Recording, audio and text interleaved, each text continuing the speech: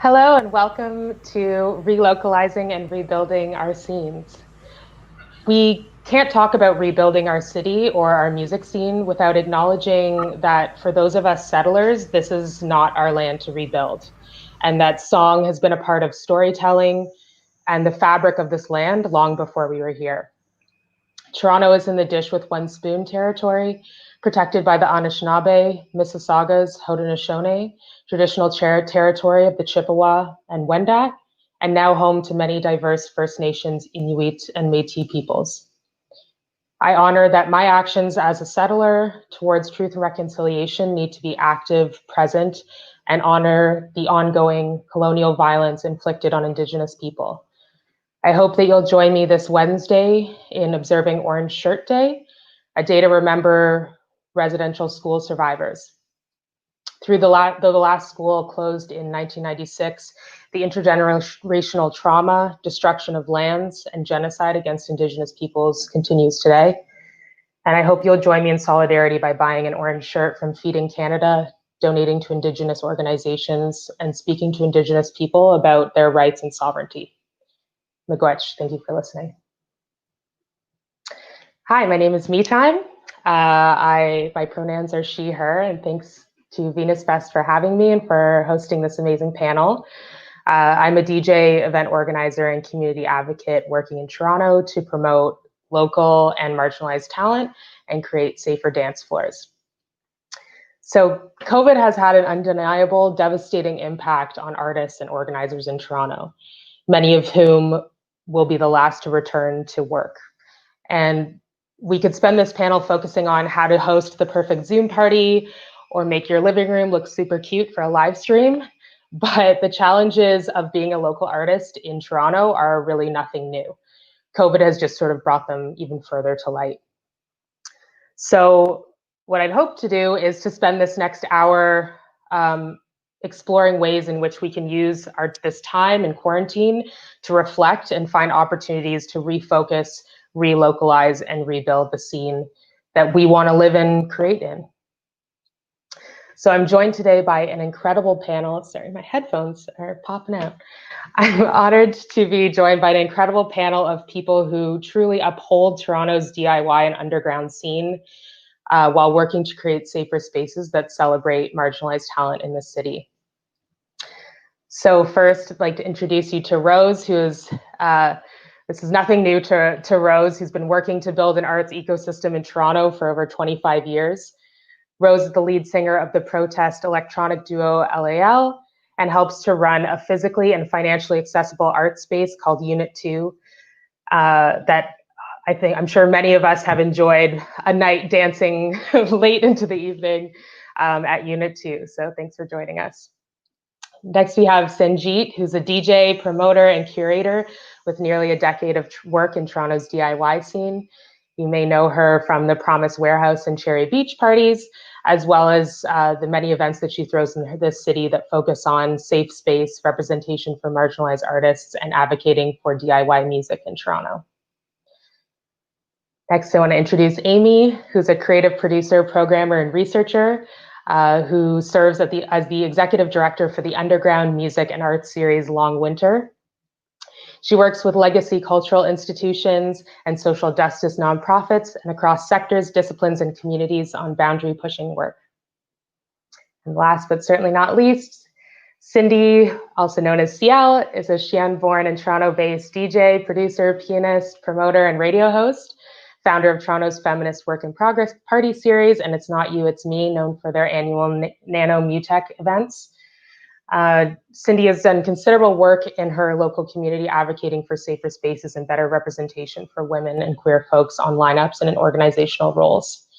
She also created a Toronto label, Parallel Nines, and hosts a monthly radio show on London's Rinse FM.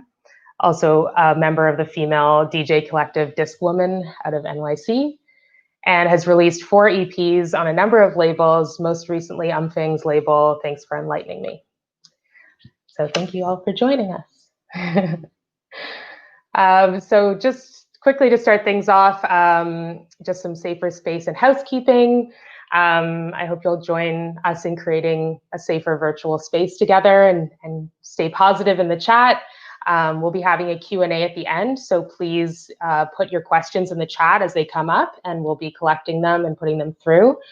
Also, if you require support, feel uncomfortable, or need anything, please reach out to the moderators who are posting from the Venus Fest account. Yeah, that's it for me. Thanks for listening. So we'll start things off. I just want to get a sense of, we're all coming in from our living rooms, our bedrooms, our studios, wherever we are. So I just want to get a sense from the panelists, like, what is your current reality living, working, and creating in Toronto? Maybe we'll start with you, Sanj.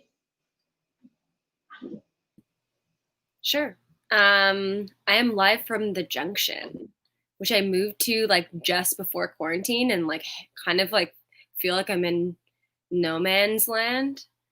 Like I'm like, why is everybody like white, have strollers, and like somehow own a house? Like I live nowhere that I think I should be. But for me, most of my the summer was Promontory Beach. That was my last, from like mid-November to March, was just deep in planning. And that completely disintegrated, and now is overrun with anti-maskers, which is a whole other thing.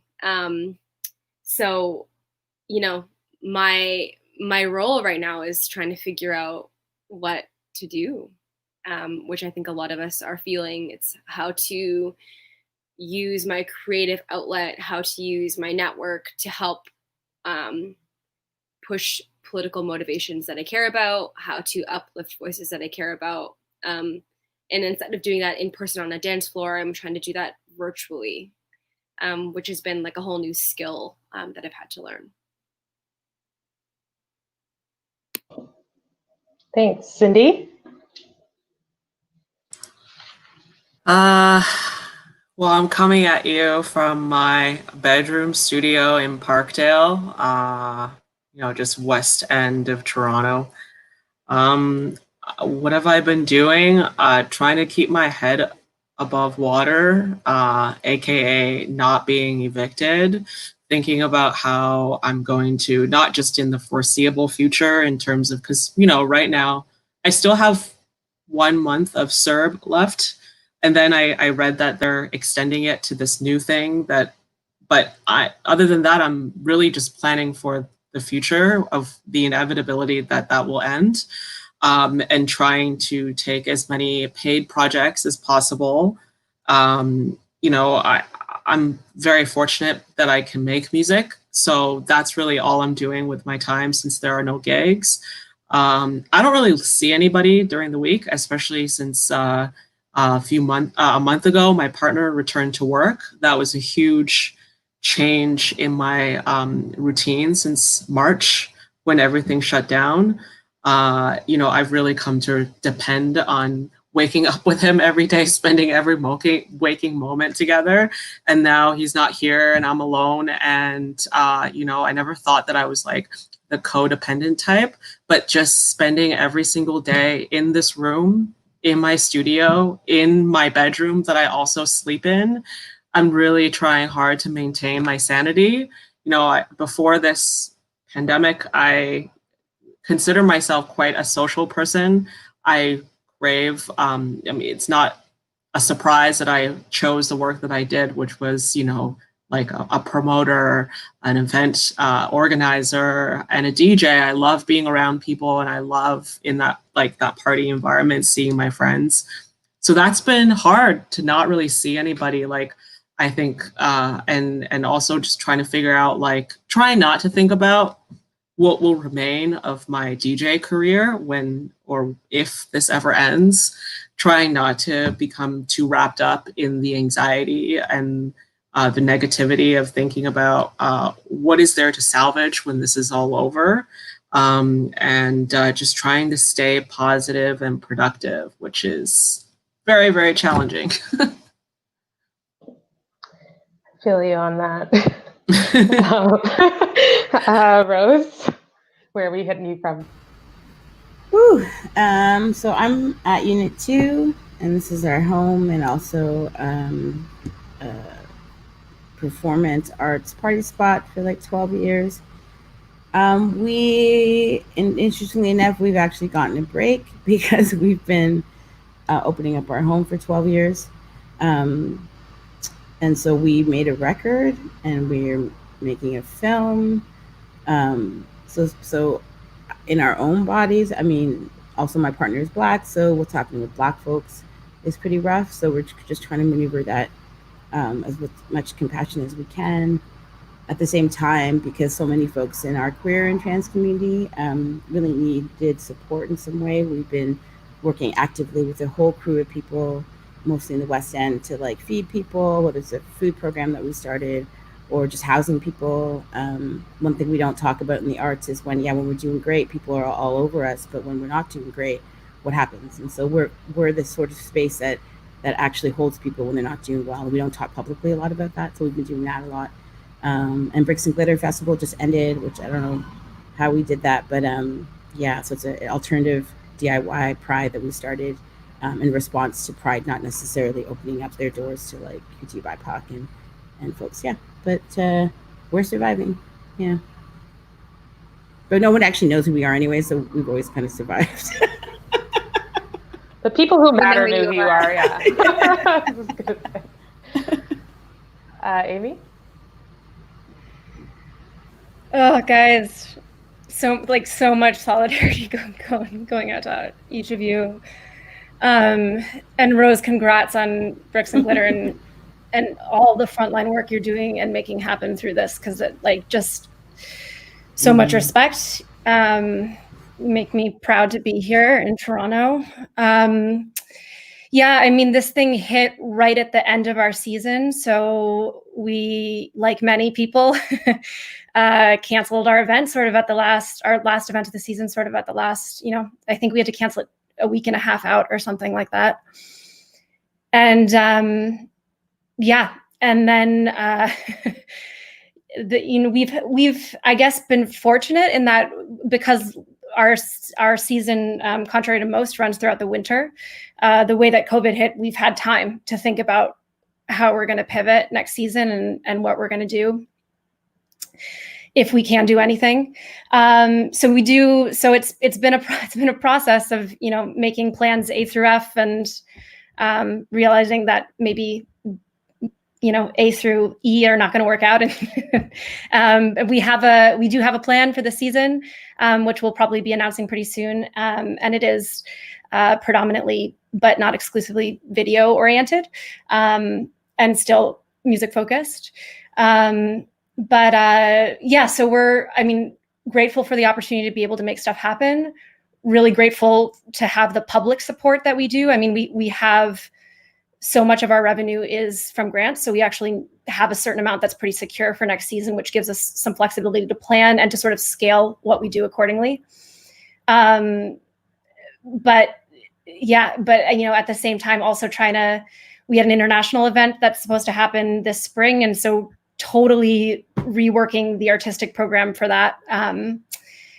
And constantly iterating and reiterating what we think we can do and how we want to do it.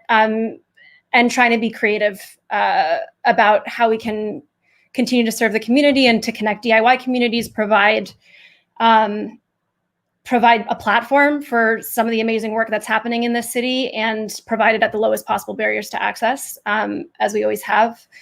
But in this context, in a safe way and in a way that is still gonna not suck, and still gonna achieve as much of what we were doing before as possible. But these are ongoing questions that definitely don't have a silver bullet answer to yet. But grateful for all the amazing folks that I'm collaborating with on that front. Yeah, I think adaptability and resiliency, I think, is just built into the fabric of certainly everyone on this panel, but artists in general.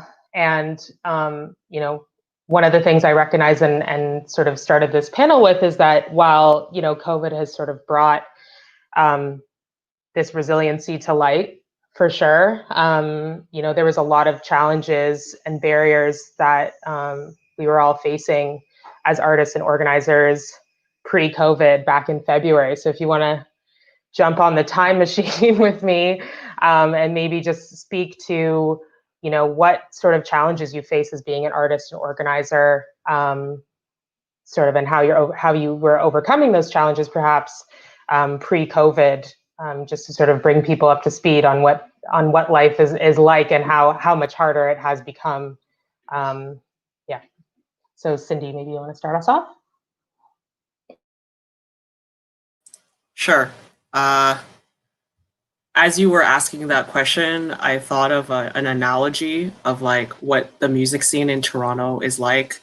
You know, I work in electronic music, so I will mostly be speaking as a DJ and of the techno persuasion. But Toronto is kind of like someone with a compromised immune system when they become confronted with COVID, and how much more they are more like receptive to the virus, and how much more it impacts their system and their health versus someone who does not have a compromised immune system. So for me, I think Toronto, the music scene itself, was already extremely not okay. You know, before COVID, I was already stressing out about venues. I knew that there were really not a lot of venues for specifically dance music. You know, like there are a lot of and just in general, like any kind of venue I know that is at risk for shutting down in the city, and they have been. And we were, as you know, promoters, we had to sort of widen our scope a lot and to not be as picky about what kind of venues we can work with. Because a venue that is built for rock music is not going to be the same kind of ambiance, the same kind of sound system, the same kind of staff as like what we need for the types of events that we're throwing. And then you have the added where like you care about safer spaces, you care about the type of people that you work with. And you know, in electronic music, I also have to deal with the fact that there are clubs that I don't personally want to go to. I don't feel safe going to. And so that limits my options even more. And even before COVID, I think there was really only one venue that I could use. And it was not a popular venue, and people were upset for various reasons about that venue. And I was at a complete loss of what I could do. You know, I have big visions and big ideas. You know, before so many venues shut down, I was doing parties, and I know I have the capacity to pull people for a 500-person party.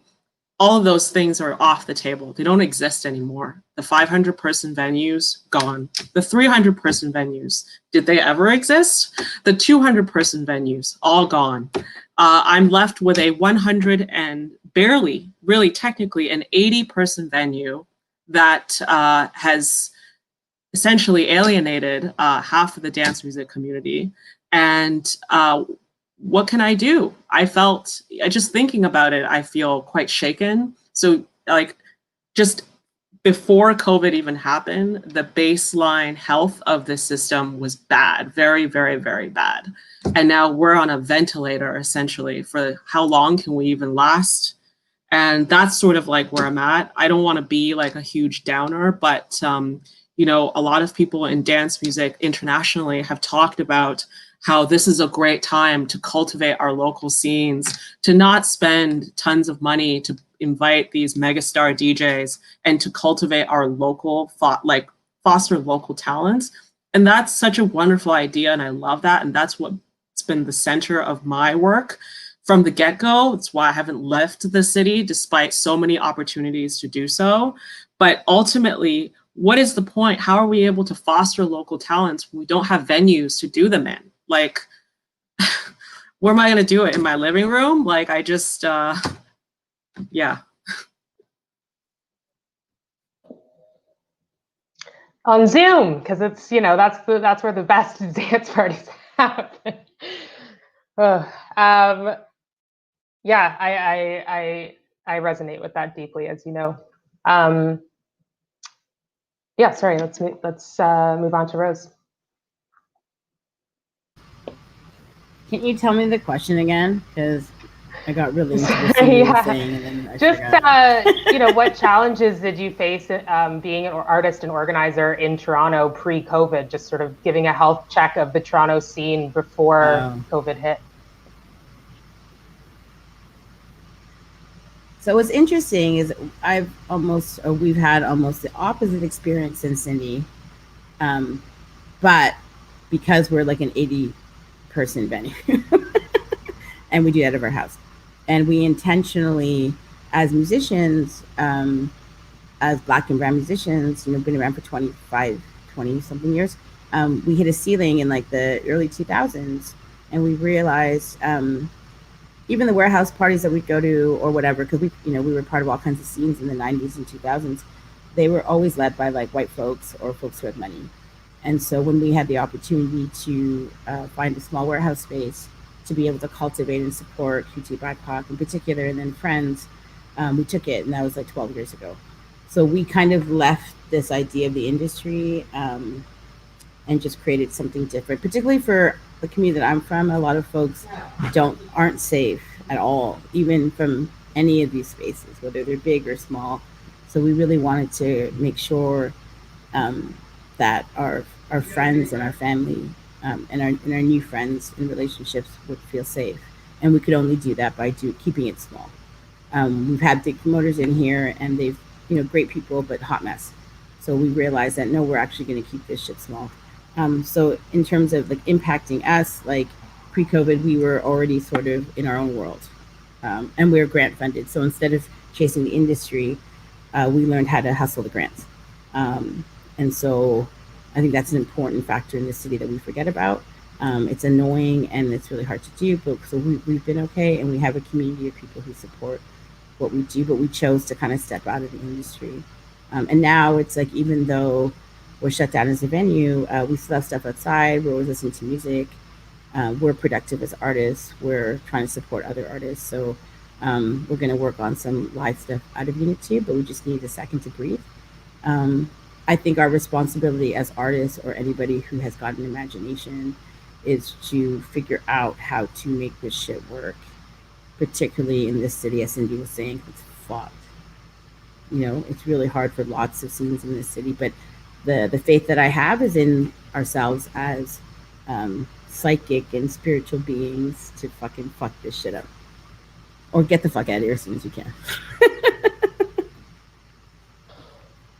Amen. Amy? Sorry, now I forgot the question too. It's all good. Just what challenges did you face like pre-COVID as an artist in Toronto? Oh yeah. I mean, I don't have much space. Yes, can't snap hard enough. Cindy Rose, space is huge. Number one remains the biggest issue in this town. And an even bigger issue now. Cindy, I love your metaphor around, I mean, bleak, but it's so true. Yeah, I mean, this scene was threatened before COVID. We were the most vulnerable. The DIY local scene was already sort of, hanging on by a thread, and yeah, we didn't have, and the smaller venues, smaller shops, they have the least ability to like take the hit of this stuff because there's no like runway. Anyway, so I'm not saying anything new that we don't all know, but I think in terms of what is possible, I mean, as Rose is saying, like also, yeah, I mean, limits force creativity. And there is one thing the city has never been lacking is in the talent. Space has always been an issue for us. Resources have always been an issue for us. But even as a festival who books pretty dense, all local bills, finding talent, never an issue. Never has been an issue. I really hope that stays the case. I really hope we don't see a mass exodus of artists. But that's a very real possibility. But the fact that there is going to be more of a concentration of resources for whatever can happen on the local and even on the domestic, in absence of tours, like there is an opportunity to be taken advantage of here. So And there are different ways of doing that. So I'm excited I'm hearing about interesting things that are happening there. I also appreciate that, like, in the DIY scene, a lot of us weren't really making our living off of this anyway. So we also aren't, we're not beholden to those same sort of needs. And we can still keep this scene supported with the volunteer labor with which we were always giving it. So I think that, like, DIY just needs basic infrastructure, space, and some basic resources. And then shit just happens. If you provide that, if you protect that, anything can happen within that. And that shit will continue to happen no matter what. I just hope that that we can build a big enough space that the scene stays as diverse as it is, and that that it just doesn't bleed dry in the face of the strain that it's undergoing right now.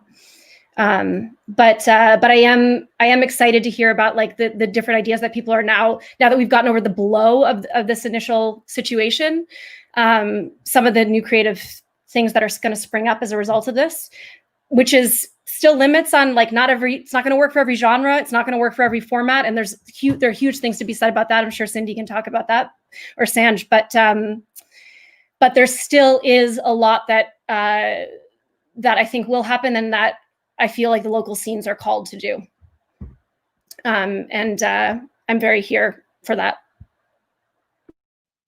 Sanj? Unmute. So it's weird because from my point of view, I went from throwing tiny little parties.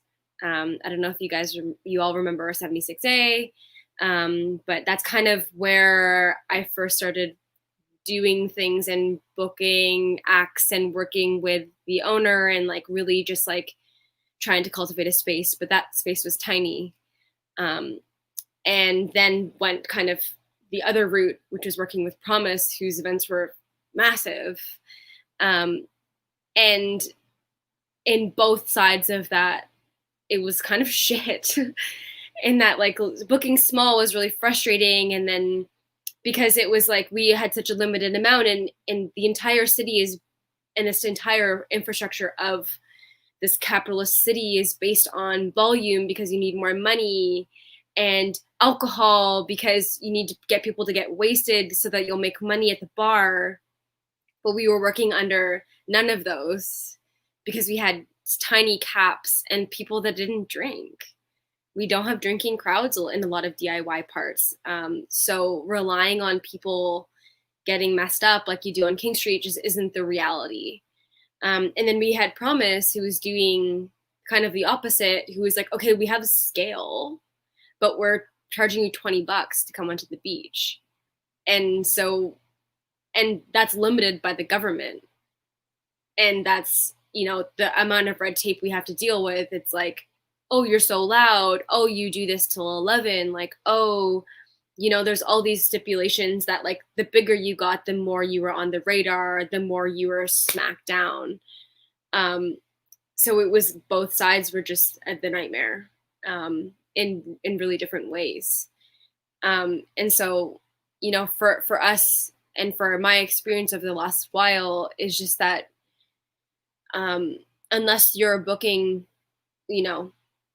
a DJ Snake at King Street at some bar charging $50 at the door for a booth, like, you're not supported in the city. And so that's never the reality that I wanted to live in. And, I'm echoing everybody else here in a lot of ways where it's like Cindy and I we've known each other for a while. Like, we've seen and we've gone into the darkness together. And, it's just the reality of the situation where it hurts to go out sometimes. Like, pre-COVID, it hurt me to go out. Because sometimes you saw the people that were successful were the people that were the ones that played the system, or that were capitalist, or that didn't care about safe spaces. And I didn't feel safe going to them. So that meant, unless I was throwing a party, then I wasn't going out anywhere. Or, you know, I was like going to Roses or like slipping into a long winter. Like it was kind of like but those aren't always so constant. It's kind of like you had like one event a month or one event every other month that you're like, this is the event I'm going to because I'll be safe here. And that's really sad. Yeah, it's just sad. Yeah. I always feel like when people are visiting Toronto and they're like, you know, where should I go out? And you're like, well, unless one of my friends is throwing a party, like I'm literally not going to recommend pretty much anywhere. There's no like go-to spots where, you know, like, you know, every Friday, Saturday or whatever are going to have something that fits within our values and that we feel safe at and good about the organizers, and not just a ticket, not just the money that we're going to spend there or at the bar. But it's also like, sorry ahead, yeah. to interrupt, but there are no clubs owned by non-men, like other than like I mean like establishment clubs, or even just like any kind of like establishment that serves alcohol and has music. I don't know of any other than Handlebar, but again, that's not really a club, you know, like if you want to work with people that have similar values to you, I've found my experience working as a promoter in Toronto, it was a constant battle between, do I do what is 100% in my mind, like work with the people that 100% agrees with my vision, or do I just pick the one that's like the least horrible out of the batch?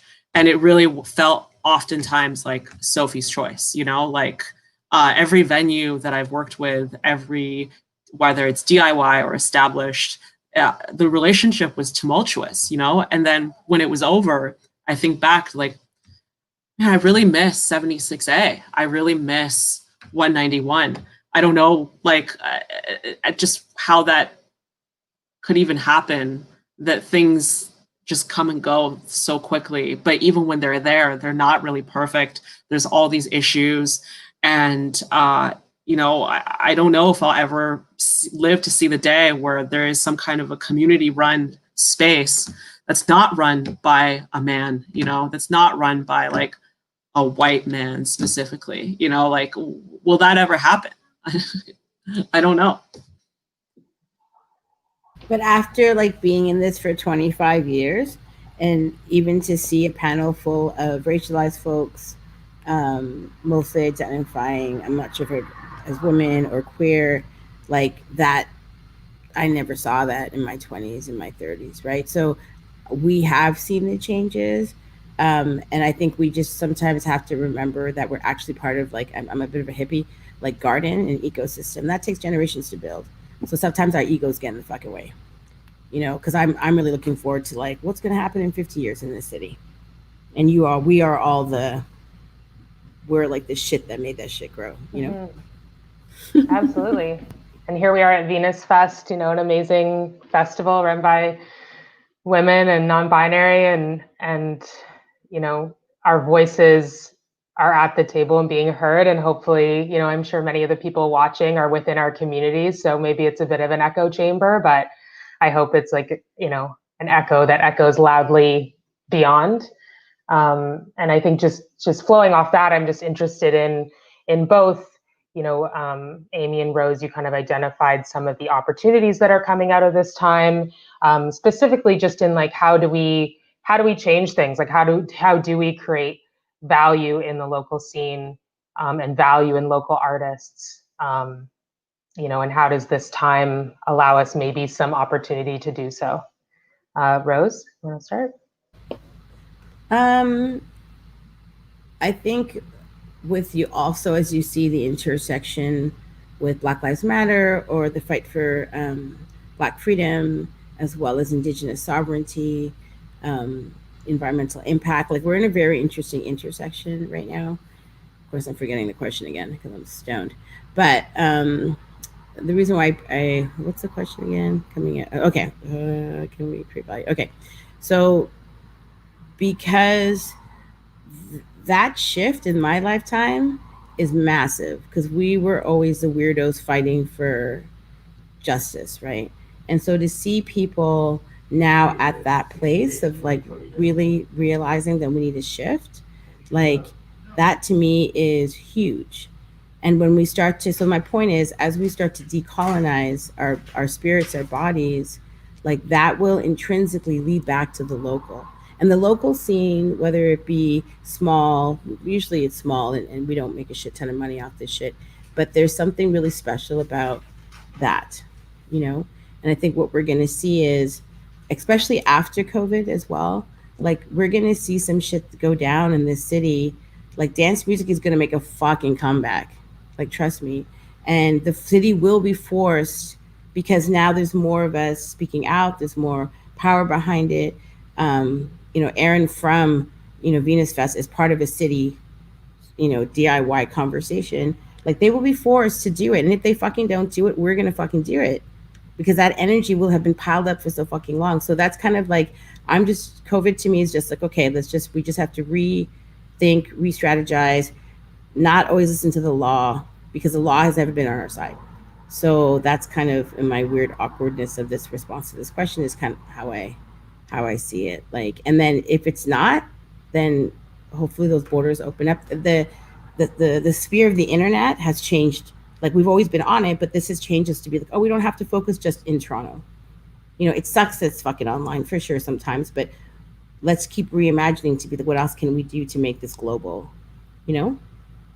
I don't know if that was a good answer or not. It was an awesome answer. Amy? Yes, thank you for this positivity, Rose. We need this. Yeah, it is. I mean, we're in an incredible moment, and incredible in many respects. But some of those respects are totally unprecedented in an amazing way. That like I don't know if I thought I would see this kind of movement in my lifetime on the social front. And it is, yeah. Sometimes it helps to like think back to what life was like even 10 years ago and be like, okay, like we're making in like a global, in like a social awareness front on the mainstream, like making real strides. But now it is a matter of harnessing that and doing something with it, and forcing things to happen. So yeah, with regards to like harnessing that momentum, like, and as a message to anyone out there, like like we were talking about this in our chat pre-panel, but if there's anything that we can do among our like to like harness our shared interests into actually like going to the city or something with a clear message around what we want and need to make this city a place worth living in, and to keeping artists in this city, then let's do that, because I do think there's this sense that they're listening right now in a way maybe that they weren't before, as a result of everything that's happening in the world. So yeah, so there's maybe some possibility there. I love the idea of being the shit that's gonna make shit grow. Yeah, I mean, we've seen, again, like we've seen some cool stuff even come out of this moment originally, and I think, again, that I know of other cool stuff that's gonna pop up in the city. I mean, things like Club Quarantine, et cetera. Like some people really took advantage of the moment to do what they could with what they had and created some really interesting movements. Even if they're going to be in a micro way or in a sort of temporary way. I think that, I mean, I was chatting with some people about this past weekend, like, even if live things can't happen in any way remotely like the way they were before in terms of scale or feel or how frequently they happen, that's going to make the stuff that people can figure out, however infrequent and however small, and however one-off and you know, however much of a loss it costs to make it happen, like so much more precious. And yeah, Alita was talking about before this panel about like what it was like to hear live music at Pop and recently who did make something happen this past weekend. And it's just so special. It's going to be so special, the little things that we can do. And they're just that much more important. So there's that too, that even if things are going to be a little like quite different, stuff's still going to happen, and that stuff matters all the more and will be appreciated all the more. Sanj?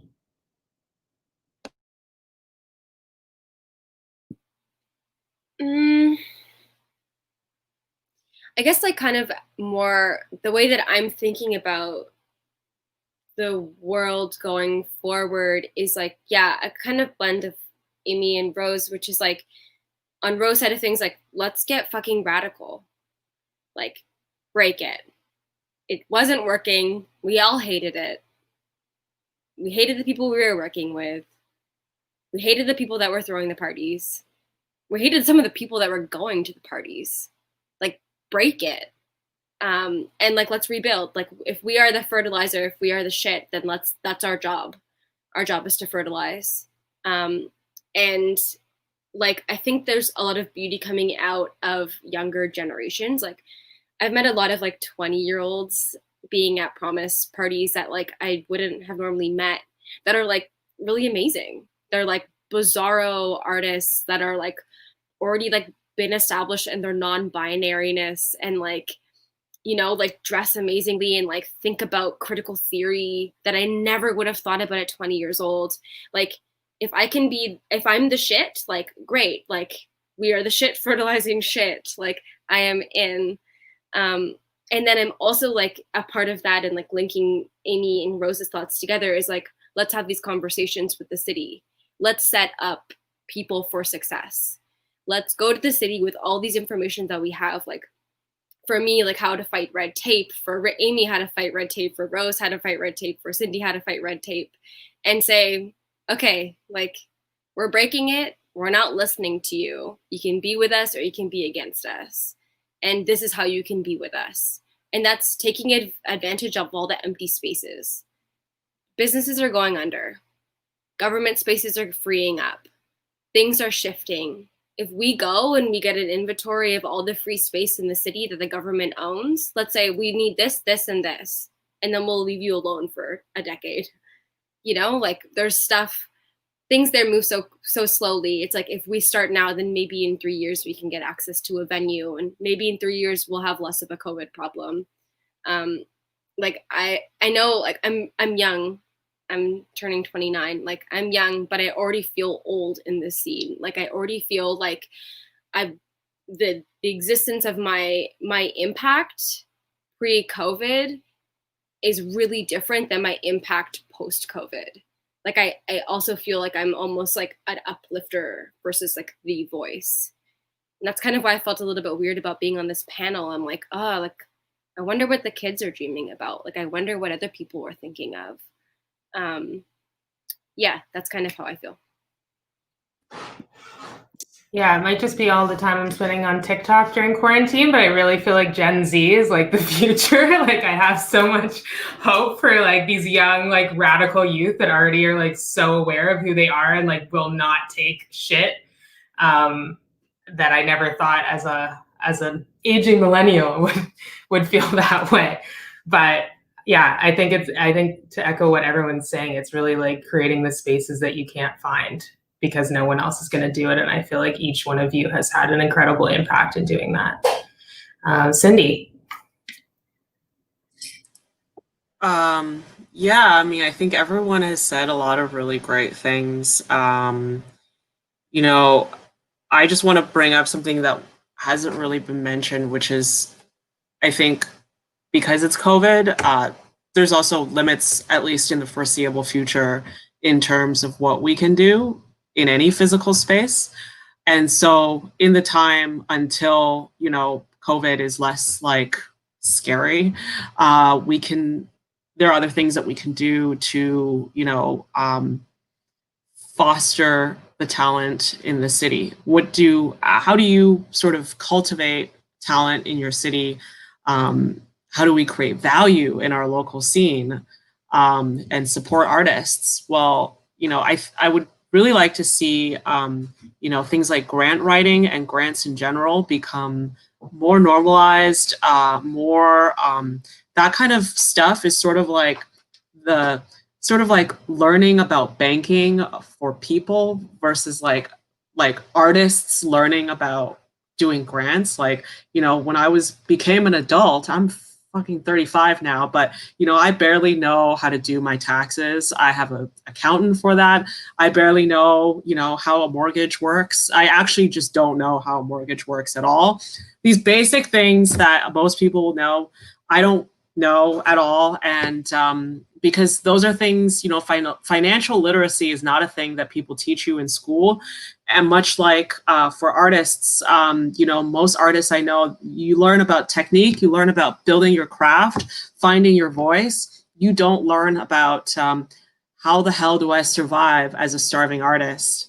And so we need to make grants more accessible, and not just for the same 100 of the same looking indie rock bands, but actually for a diverse,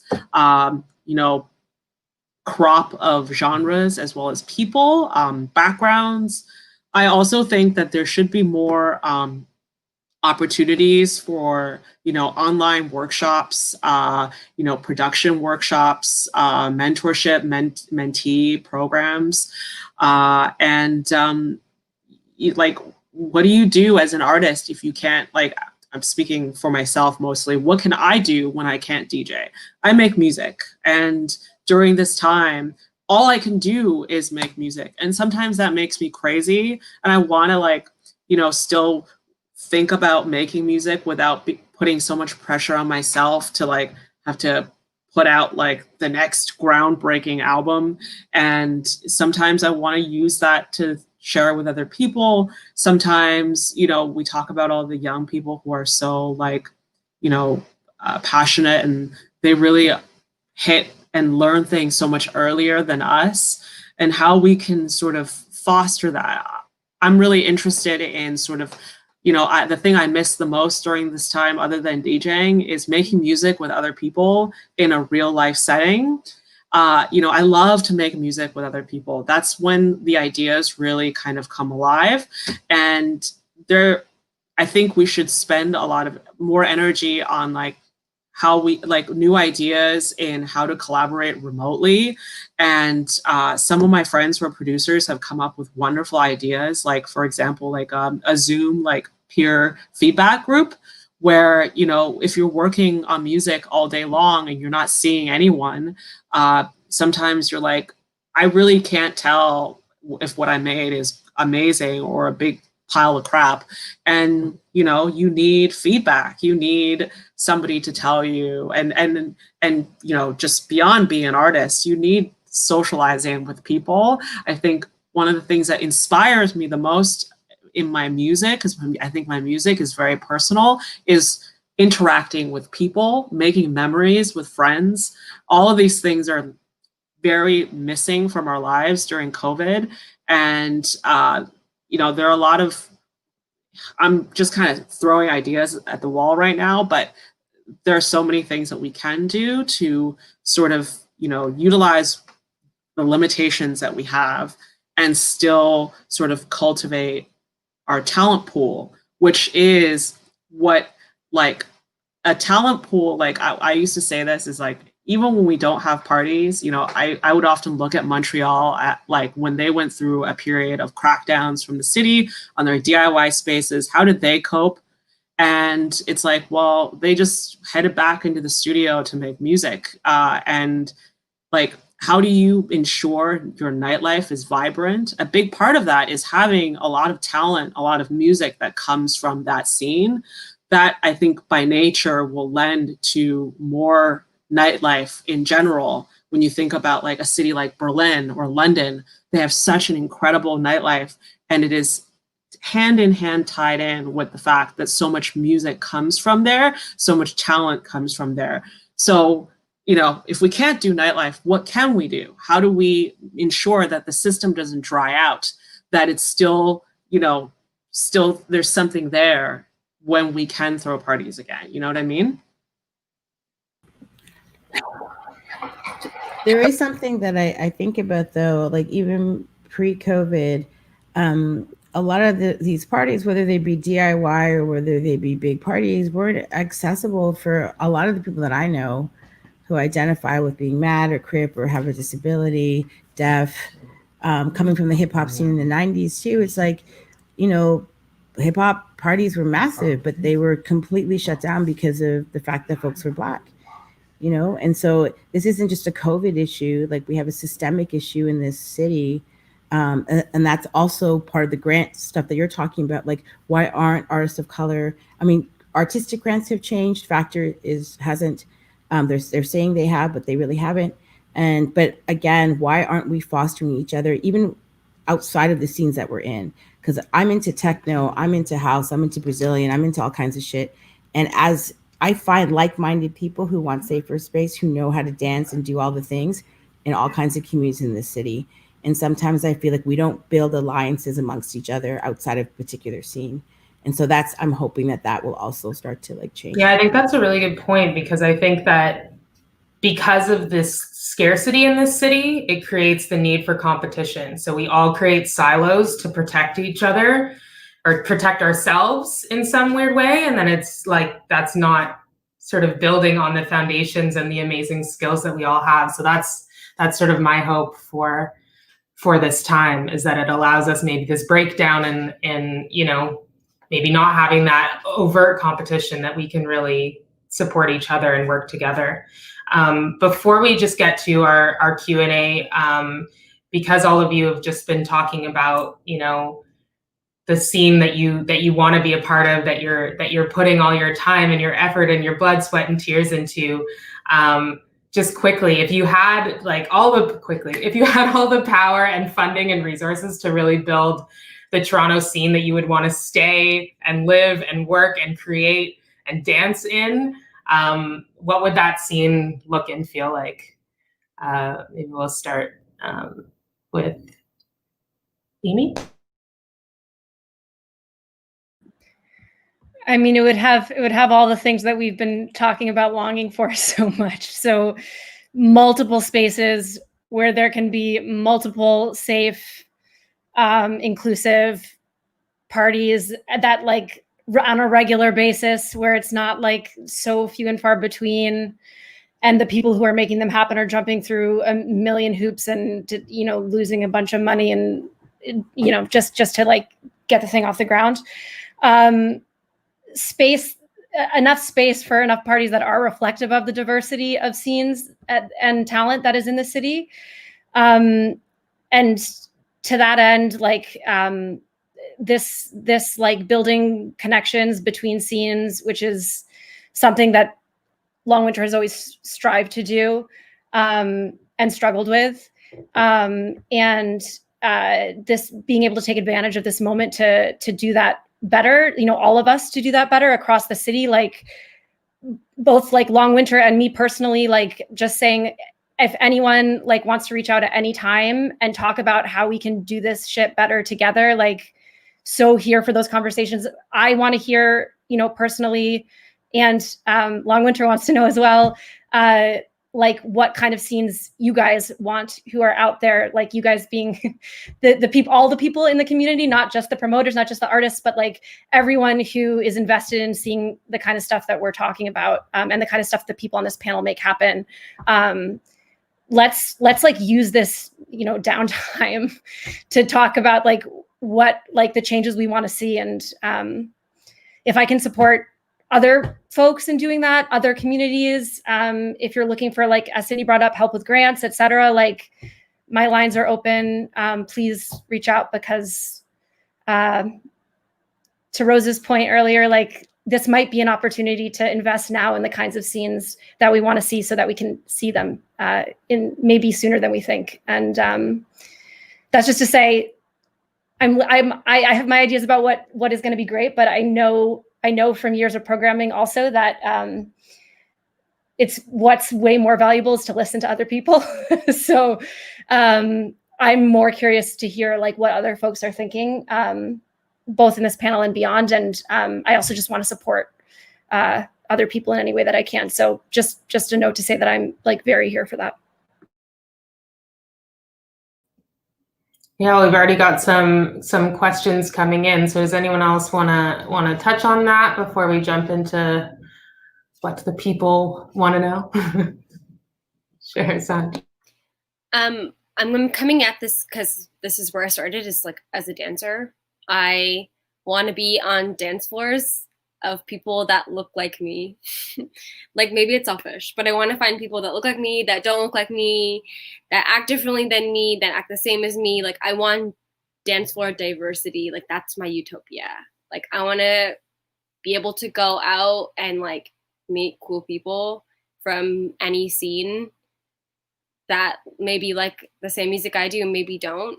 But I feel like often in the city that I look at people, like especially in the Junction, like I talked about it being like really white, but like sometimes like my partner and I will walk across the street and see somebody in cool clothes and you're like, whoa, like a stylish fucking person. Like, where do you eat? Like, where do you go? Like, who are you hanging out with? Like, do you hang out with people? Like, we're so blown away that like there's somebody dressed in like a sick shirt that we don't know.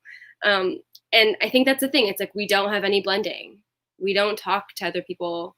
It makes me infuriated. It makes me so crazy that people go to jerk parties and listen to techno when Bambi spins, who's obviously amazing and cultivates a really open, inclusive environment, but then don't go to a techno show because they don't feel comfortable because everybody's like a white bro, high-end coke. Like I don't want to live. I don't ever want to go to a show like that ever again.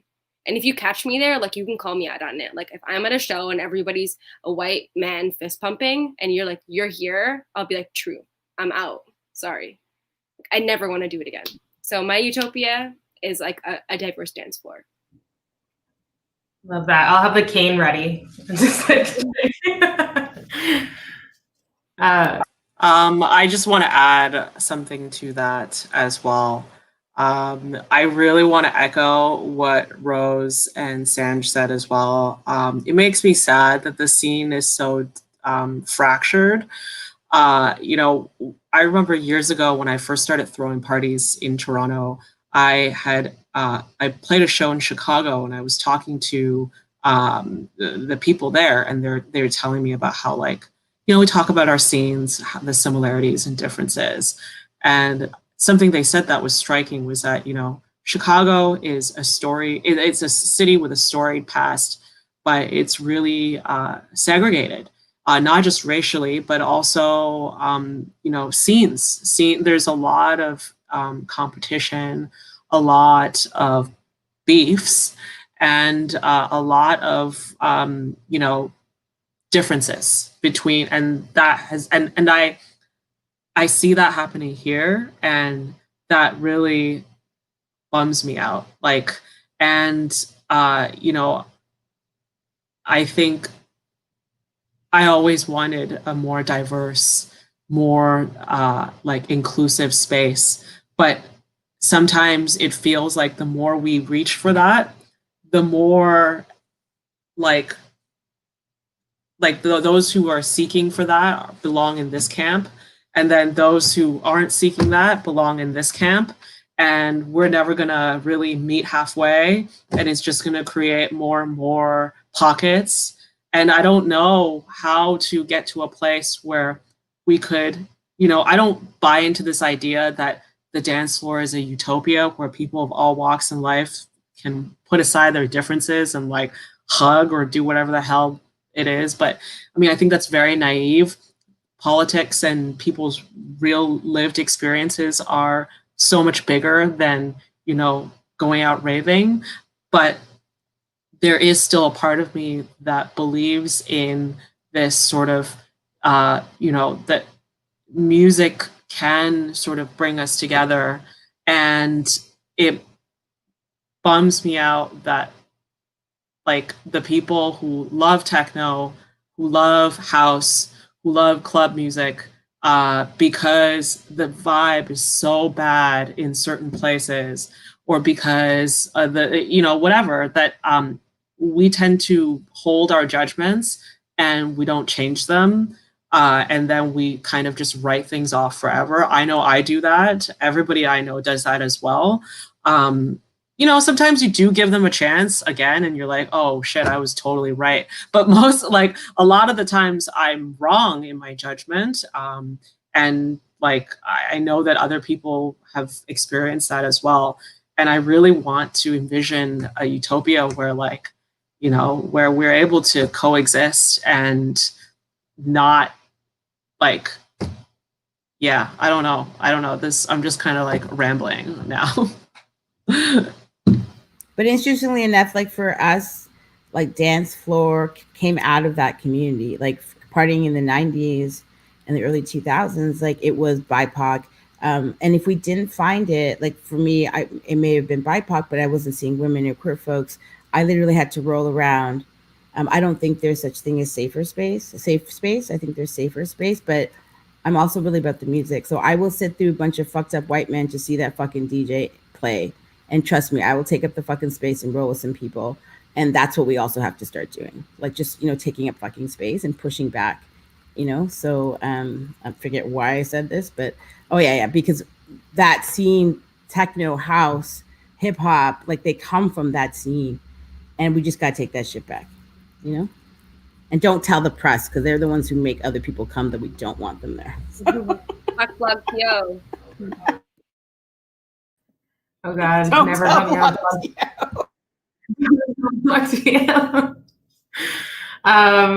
Well, I just want to shout out everyone who's been hanging in with us and sending some lovely messages out to each of these amazing artists and organizers, and start to take some questions. So from Nathan Kelly, one of my favorite people on the dance floor, what cities are doing a particularly good job of supporting dance music scenes? And is there anything that Toronto could learn from them?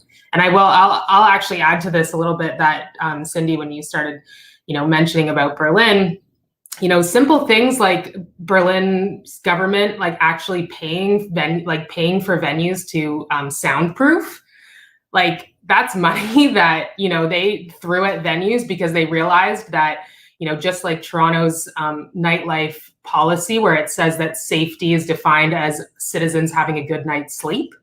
If you really care that much about citizens having a good night's sleep, then, putting money into soundproofing, helping venues not get shut down because of neighbors who don't want to have fun, is a good start. So I'll just put this out to anyone who would like to answer this question about cities who are doing a good job.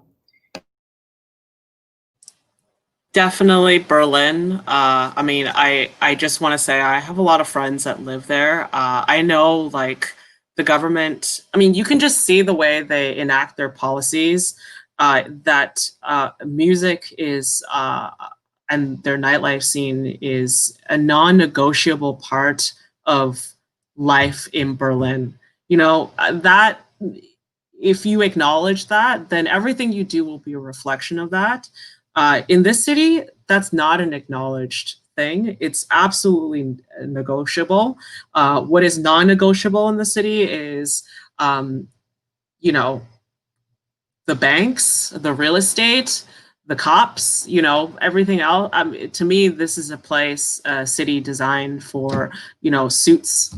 And sometimes it's frustrating to hear things or read things that talk about how this is a music city, when, to me, the way that they regulate or legislate is not reflective of that. I've attended so many town hall meetings and have, given or posited, proposed real amendments to the current rules as they are, so that it would make our jobs a little bit easier. And nothing has ever, no one will even give you the tiny hope that, oh, someone might consider that. No, it's not a thing.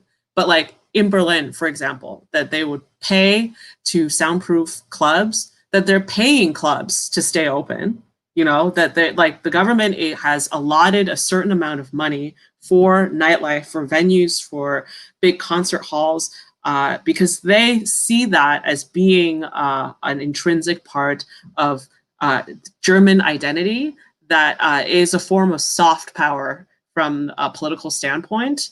We don't have any soft power in Canada. What is our soft power? Us, like Mike Myers, Jim Carrey, like what? Like I don't know. Like Arcade Fire, just like to me, this the people that run the city, they don't care, and the only kind of nightlife that they care about is like the fucking cabana pool bullshit, the you know, table, what do you call that, table service, fuck, what is it called?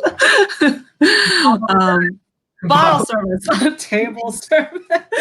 You know, like the way the city treats like a club that has bottle service, starts with a C, end in an A, you know, versus how they treat like every other club, you know, at all the other venues. It's like they're like the special child, and we're like, I don't know, the unmentionables. I don't even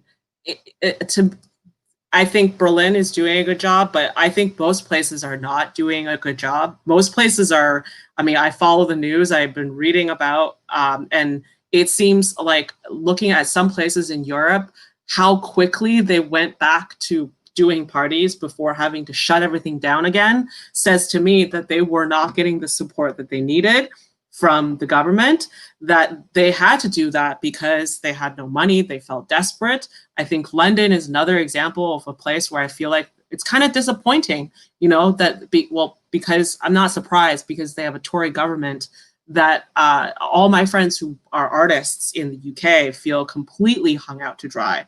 So, I mean, I guess in that regard, we can pat ourselves on the back that, you know, at least we're not alone. Like, we're shit just like so many other places. But yeah.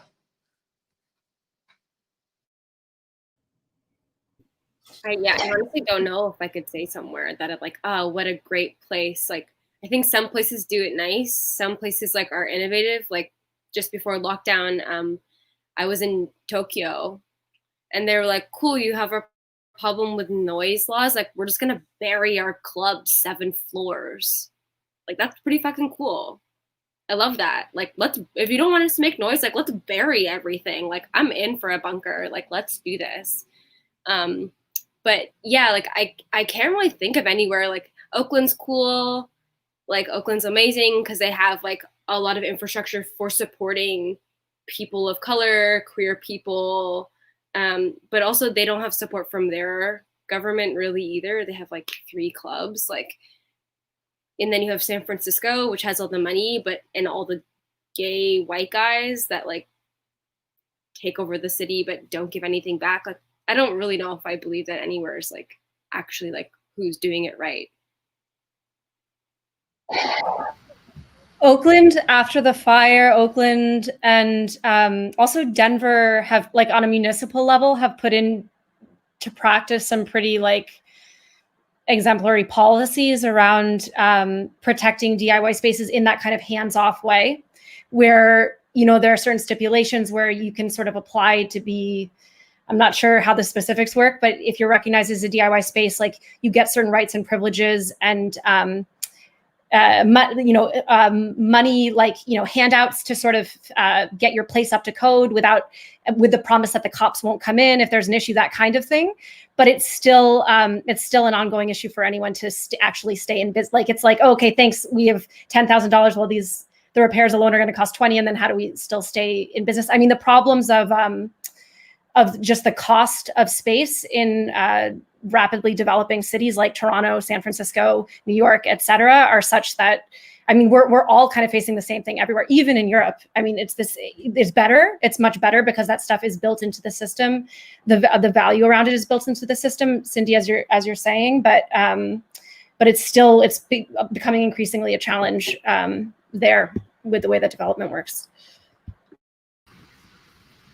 I suspect, though, like, I can't necessarily name a city because we've all talked about that, but like, as globalization, we're seeing the impacts of rich folks moving into cities. Most big cities in the world are unaffordable, pushing people out, I would recommend checking out the suburbs or the fucking country because that's where we're all being forced out. So there's probably some really cool shit happening there. Even now, I'd be really curious, but particularly after COVID, because most of us now, because of COVID, maybe that will change again, but it feels like most of us are being pushed out more and more.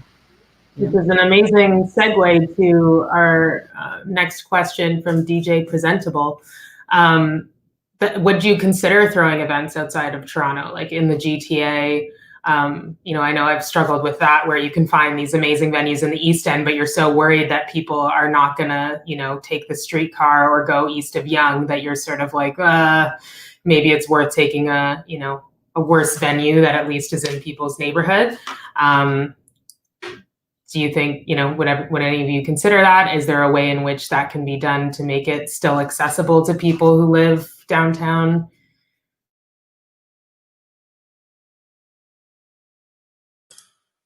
I'll take it. Yeah, I mean, like, definitely would, but I think it's so hard to answer this question because everything right now is very like different conditions than normal.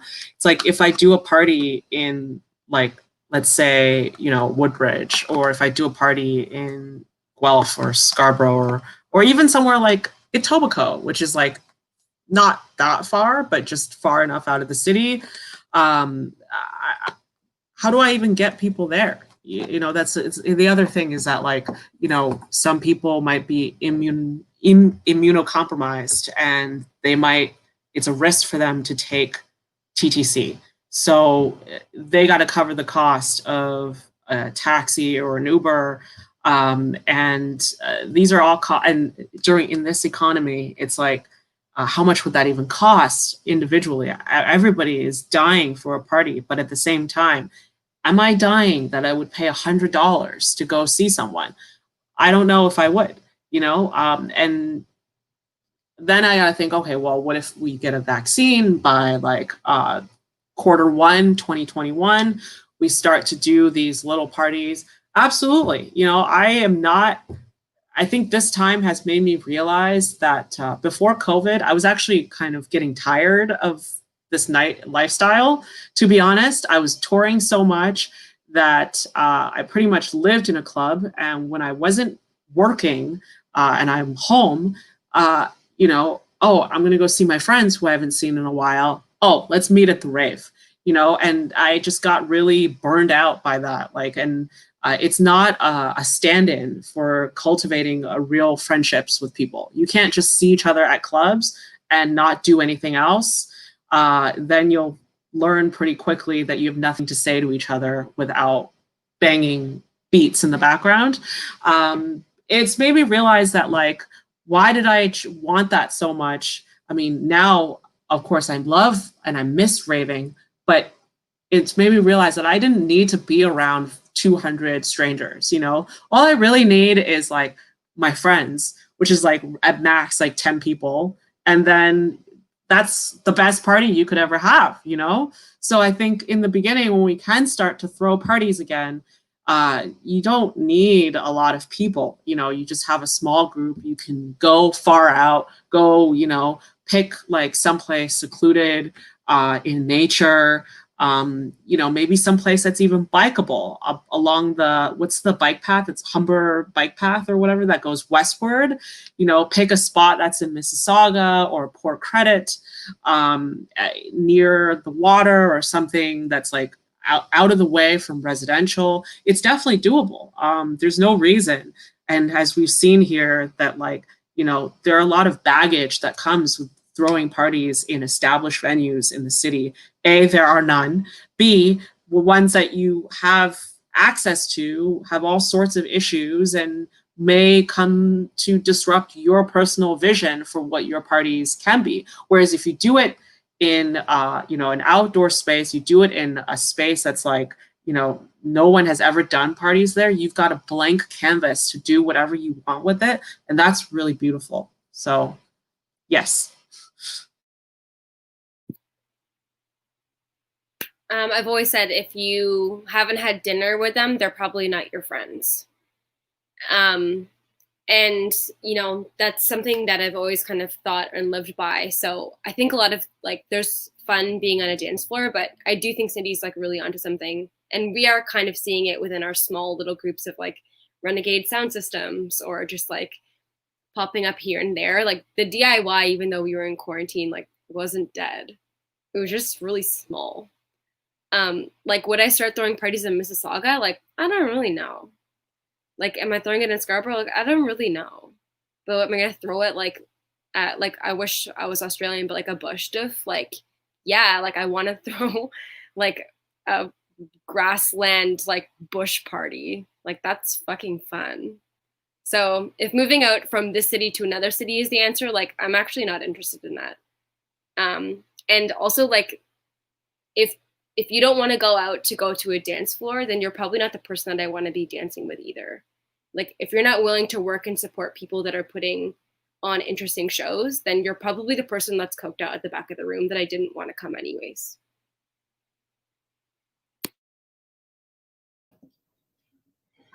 Yeah, it's interesting too, like thinking about Berlin and the fact that like every party I went to, I took like subway for an hour or so, or half an hour to get to, right? It's like you travel when you're going to something and it matters, but yeah, that will be potentially the way of the future. And I'm down to throw a wilderness forest rave at any time. Well, I just think that we live in a different kind of place because the way our city is zoned is very backwards. Is like the people that make decisions seem to think that, you know, everything that is related to one category of life needs to be concentrated in this zone. Where like, oh, this is the entertainment zone, and anything else beyond that, you can't dance in because it's not really a club. It's like a restaurant or a bar, and it's just. No city that I know of outside of this place is built like that. You know, like I go to other places, there's clubs everywhere. There's no weird zones. And there's plenty of zones outside of the entertainment area that is far away enough from residential that they're perfectly acceptable as like, you know, a DIY zone. Like RIP Geary, because that area was super wonderful until Block.to started writing all those articles about it and the gentrifiers came in. But at one point, it was a semi-industrial zone with not a lot of people living nearby, and it was ideal. And I still think back to those years between 2016 and 2018, and I shed a single tear, maybe many tears, thinking back to how special that was. And it just makes me laugh because I come from a scene where everything was a warehouse, right? Liberty Village, Ossington, you know, Sterling. Like there's so much shit happening in this city because, you know, it's mostly working class, folks of color, queer folks, like, you know, and so it's very weird to see even Sterling change. And so like when I suggested like checking out the suburbs, I'm more suggesting like wherever you are, and most likely will be forced into the suburbs, like check out what's happening because there's probably some shit happening. Like my parents threw fucking parties all over Ontario, Bangladeshi in basements, and they partied till 3 a.m. Not saying that's what you want to see, but there's all kinds of ways to, I think, survive, you know? That makes sense? I lost my thought again. That's also one of the things, one of the like opportunities of COVID too, is that people like one of the things promoters were always scared about is like, oh, I can't put my thing too far out because we can't train Toronto audiences to go out. They're not like, they won't do it like in the same way that, yeah, you would, especially in European cities, it's much more common. You travel 2 hours or 1.5 hours or whatever to the outskirts to go to parties. They've been doing it for a long time. So different cities have, this is partially a transportation thing, but have, you know, audiences are more used to sort of making do or, you know, finding workarounds. And now everyone's been finding workarounds to everything in COVID, like parks. There are park scenes, you know, whole like nightlife scenes that didn't exist pre-COVID, and little, you know, microcultures that have sprung up as a result of that. And so hopefully that also means there'll be like more of these like little pop-up parties wherever you are. And we do have to be, especially in a post-COVID world, be okay making making the events happen where we are, because we're not in an environment where we can throw one event and bring 300 people. So we're gonna have to learn as a society, as like the Toronto like cultural community writ large, to like do a lot more little things. And I just wonder about like access to that end, and like how those people who do know, promoters who do know how to do this stuff, how they can possibly like sort of spread the wealth, or like if there's some sort of model where we can help people who haven't done that before, like make that happen. I don't have an answer to that. That's just something I was thinking about.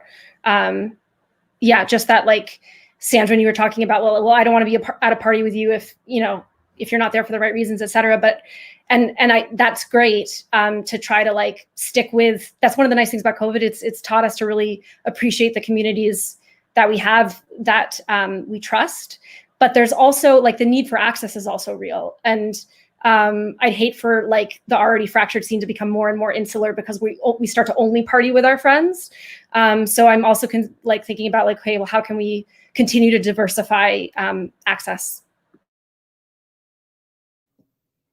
For sure. I'm not trying to create sex. I'm just trying to say, like, as we move out of this weird thing, like, and we move into open parties, like, we'll have to start small and figure the formula out from there.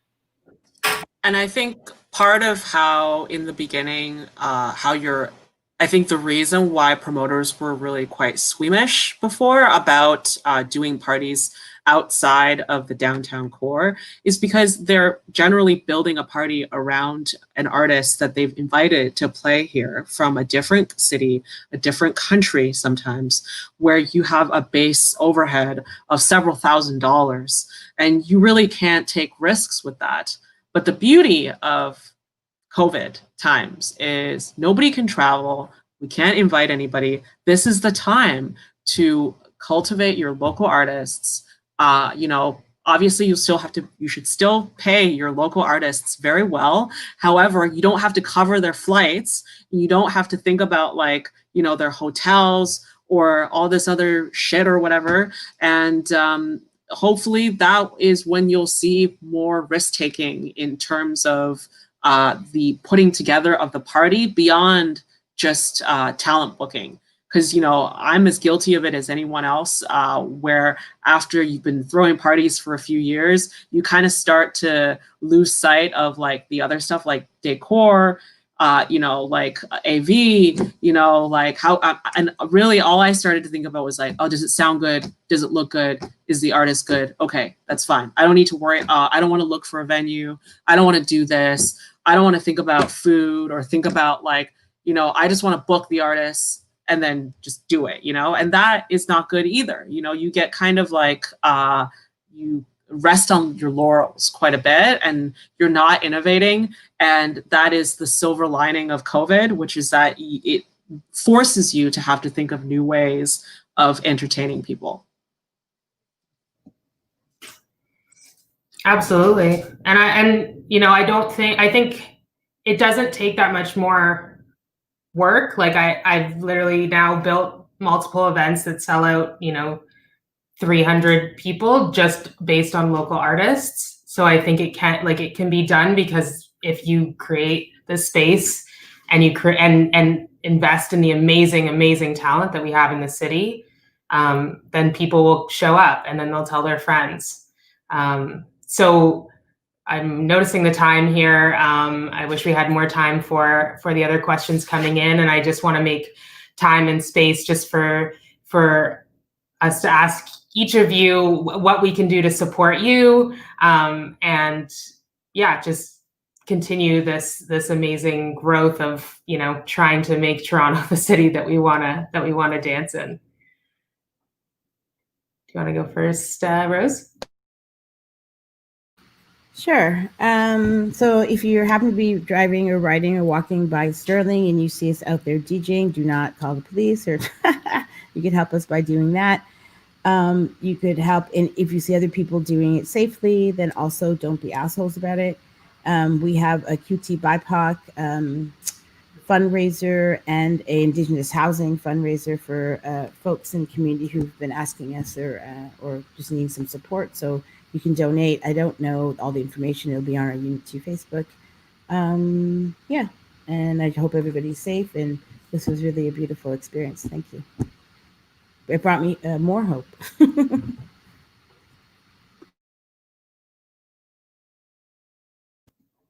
Me? Yeah, I mean, we're always looking for people who want to collaborate. We're here, Long Winter is very much here as a platform to showcase all the activity that's happening in all the different little pockets of the city. And if you have an amazing idea or yeah, and are just looking for some resources to do it, please come talk to us. We are always open. Our collective is always open. We're like, anyone can join at any time. Just hit us up with an email. And of course, we also have curatorial positions. And yeah, especially in this moment, in this environment, if you have an idea that you think can make is COVID friendly, would love to chat with you. And the other big message I want to get out there on our front is that this spring, we're hosting a festival that involves a conference around space for DIY activity in this city. So if you have ideas you think need to be involved, people you think need to be involved, like please reach out. We're assembling sort of working groups around that. And in addition to the actual this kind of stuff, we're getting some working groups together where we're having people from the city, real estate developers, researchers, and DIY community leaders sit down together and talk about some of this stuff in a concrete way. Yeah, so I'm really excited about the potential for that, and I would really love to connect with anyone and everyone who's willing to chat about some of the biggest challenges that they're having and any ideas that they want to bring forward, because it's an opportunity to get that word in the right places. And just also want to thank everyone on this panel and Sarah and Venus Fest. It's really great to be here, and it's especially at this time to talk to you guys and just remember all the amazing people who are out there because they value this stuff and have worked so hard to make it happen. And yeah, to know that you're still here is huge. And yeah, so just thanks. Cindy?